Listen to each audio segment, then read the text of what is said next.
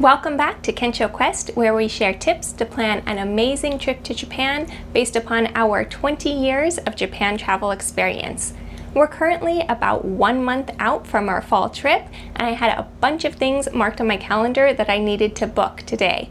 So I thought it'd be helpful to make a video for any of you who are about 1 month away from traveling to Japan of a checklist of things to do. The first thing I booked this morning was my transportation to take a day trip to Mount Fuji. I'm hoping to still be able to capture some of the red maple leaves during November. I like to go independently rather than doing a tour bus, so I'll be going by highway bus to get into the Kawaguchiko area.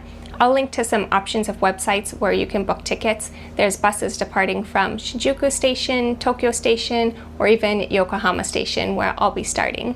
I'll get into the Mount Fuji area around 10 a.m.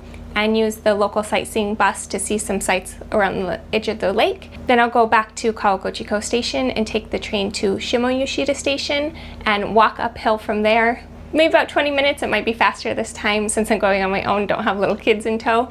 But I'm going to get up to Chureita Pagoda to get that beautiful view of Mount Fuji. However, I think I'm a little bit late to get really nice leaves up there since those tend to peak sooner in the season, but we'll see. Then I'm going to head back to Tokyo directly from Shimoyoshida Station so I don't have to do any backtracking or waste any time. Originally, I was thinking of booking my Fuji Excursion Limited Express train ticket on Klook. However, if I did that, I would need to pick up a paper ticket at Shinjuku Station, and I'm not personally starting my trip there, and I can't pick up the ticket within the Mount Fuji area.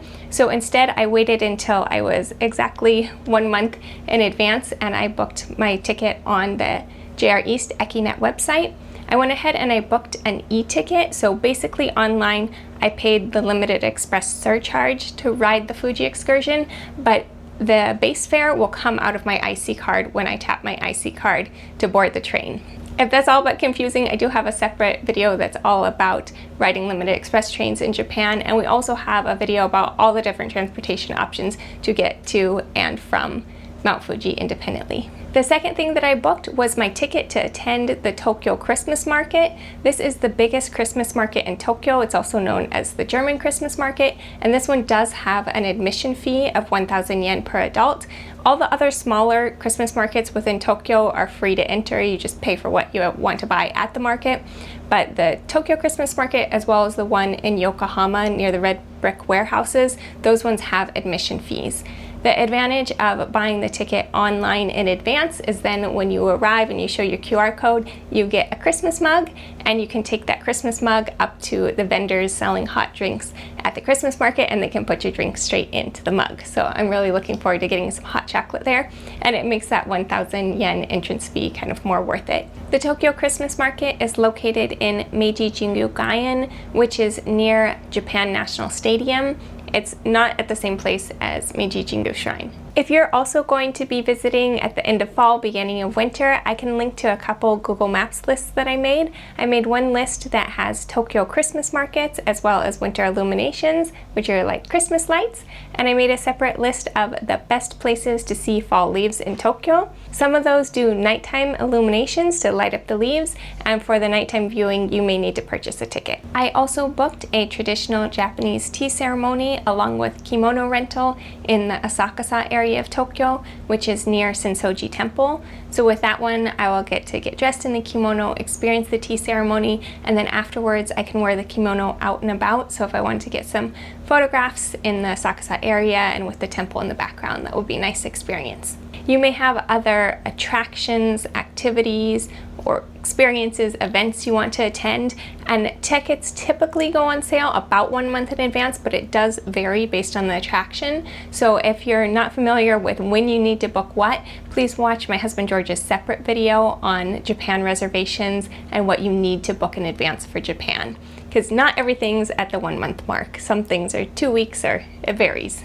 I also looked over my hotel reservations. I did make those quite a bit in advance since I wanted to lock in the prices, but just to make sure that everything does line up with the correct dates of the hotels and the activities that I'm going to be doing.